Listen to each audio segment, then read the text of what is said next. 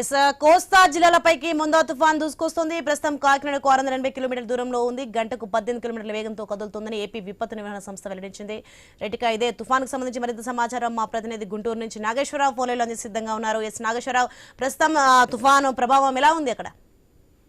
సోని, ఏదైతే గుంటూరు జిల్లా బాపట్ల పల్నాడు జిల్లాలో అయితే మోంతా తుఫాను వల్ల భారీ నుంచి అతి భారీ వర్షాలు అయితే పడే అవకాశం ఉన్నాయి. అయితే గంటకు 70 నుంచి 100 కిలోమీటర్ల వేగంతో కూడా ఈదురు గాలులు వీచే అవకాశం ఉందని కూడా జిల్లా వాతావరణ శాఖ రెడ్ అలర్ట్ అయితే జారీ చేసిన పరిస్థితి అయితే ఉంది. అయితే దీనికి సంబంధించి అధికారులు ప్రజలందరూ అప్రమత్తంగా ఉండాలని కూడా ఆదేశించిన పరిస్థితి అయితే ఉంది. అవసరమైతే అన్ని ముందు జాగ్రత్తలు చర్యలు తీసుకోవాలని కూడా జిల్లా యంత్రాంగం ఆదేశించిన పరిస్థితి అయితే ఉంది. ఇప్పటికే ఏదైతే జిల్లా అధికార యంత్రాంగం సన్నద్ధమైంది. మొత్తంగా ఈ రోజు తుఫాను ప్రభావం మొదలయ్యే అవకాశం ఉందని భావిస్తున్నారు. అయితే ప్రభుత్వ అధికార యంత్రాంగాన్ని అప్రమత్తం చేసింది. అయితే ఈ రోజు ఏదైతే నిన్న రాత్రి కలెక్టర్ కూడా దీనికి సంబంధించి అధికారులతో రాత్రి వరకు కూడా సమీక్ష నిర్వహించిన పరిస్థితి అయితే ఉంది. అయితే మండలాల వారిగా అధికారులతో పాటు ప్రత్యేక అధికారులు కూడా మండలాల్లోనే ఉండాలని ఆదేశించిన పరిస్థితి. రెవెన్యూ, పోలీసు, వైద్య శాఖలతో పాటు ప్రధాన శాఖల అధికారులతో టీములను ఏర్పాటు చేశారు. అయితే ఎక్కడికక్కడ బాధ్యతలు అప్పగించిన పరిస్థితి అయితే ఉంది. తీర ప్రాంతంలోనే ప్రతి గ్రామంలోనూ పునరావాస కేంద్రాల కోసం పాఠశాలను, ఇతర భవనాలను సిద్ధం చేసిన పరిస్థితి.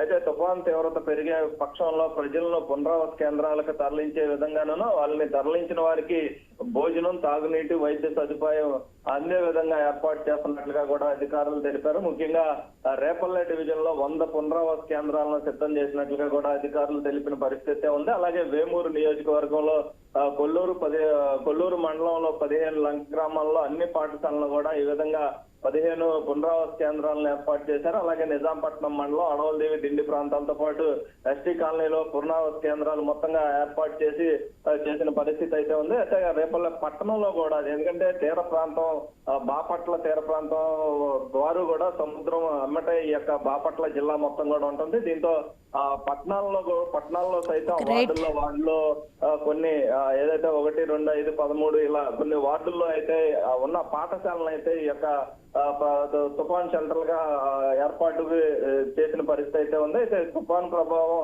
అధికంగా ఉండే పక్షంలో స్థానిక పాఠశాలకైతే ప్రజలను తరలించడానికైతే ఈ యొక్క పునరావాస కేంద్రాలను ఏర్పాటు చేశారు. అలాగే బాపట్ల, చీరాల నియోజకవర్గాల పరిధిలోని తీర ప్రాంతాలతో పాటు అన్ని గ్రామాల పాఠశాలను కూడా ఇతర భవనాలకు సిద్ధం చేసి ఉంచిన పరిస్థితి అయితే ఉంది. అవసరమైతే ఈ యొక్క 2 నియోజకవర్గాల్లోని తీర గ్రామాల ప్రజలను కూడా పునరావాస కేంద్రాలకు తరలించేందుకైతే ముందు అధికార యంత్రాంగం మొత్తం కూడా ఏర్పాట్లు చేసిన పరిస్థితి అయితే ఉంది. అయితే గత రానున్న 2 రోజులు కూడా బాగా భారీ వర్షాలు, ఈదురు గాళ్ళు పడే అవకాశాలు ఎక్కువగా ఉన్నాయని చెప్పేసి కూడా అధికారులు అలర్ట్ చేస్తున్న పరిస్థితి అయితే ఉంది.